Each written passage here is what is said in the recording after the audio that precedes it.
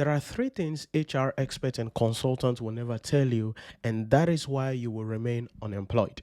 Now, in addition to having a well structured resume and a cover letter, it is important you understand that HR consultants and experts look at three things, especially at the interview, to ensure that you are the right candidate for the job that has been advertised. And this is why many people go for a job interview but never get their job at the end of the day. What are these three things? Number one is your physical appearance.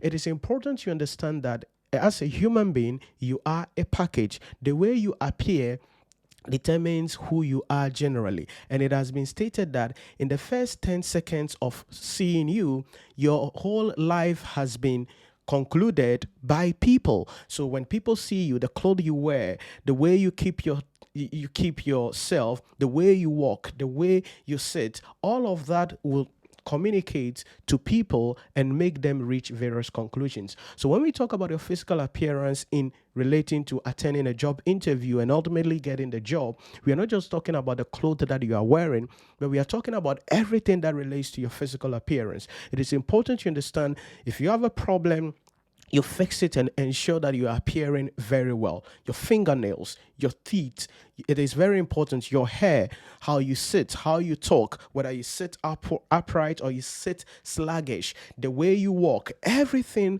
tells the interviewer whether you are dedicated or not, and whether this job can be given to you and whether you can do it or you cannot do it. Let me give you a typical example. Let's say that you see someone whose fingernails are unkept and there is a lot of dirt, black, dark, or black in their fingernails. When you see such a person, what conclusion do you reach? Yeah, do they eat with this hand?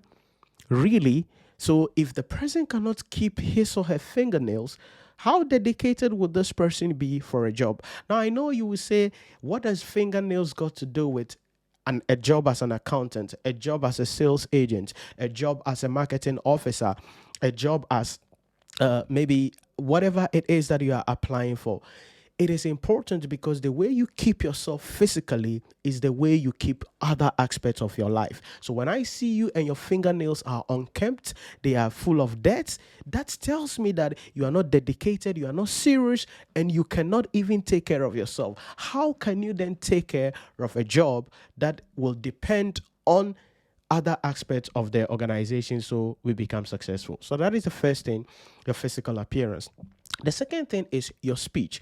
Communication is very important because at the job interview, you are going to be answering a lot of questions. So it is important you know what to say, how to say it, know the tone to use, the pitch to use, the words to use, because the way you talk determines whether you are confident or you are not confident. It determines whether you are lying or saying the truth. It determines whether you are capable or incapable of the job that you are being, or the question that you are being asked to answer generally. So it is important that you learn about communication skills, the way you use your hand, the way you sit, the way you stand, what answers you give. Now, I'm not just talking about learning the words to use generally. That is not my goal here. What I'm telling you is about the tonation, your emotions, your breath, because the way you sound determines whether you're lying or saying the truth. The way you sound determines whether you're confident or you're not confident. The way you sound determines whether what you are saying is the right thing or not the right thing. So the second thing that you must know about, which HR experts look out for, is your speech, the pitch, your emotion, your tonation. Work on these things very well in your next job interview, and I can guarantee you, you will get that particular job that you're looking for. And number three is your aura. Aura refers to the distinctive atmosphere or quality that surrounds a person.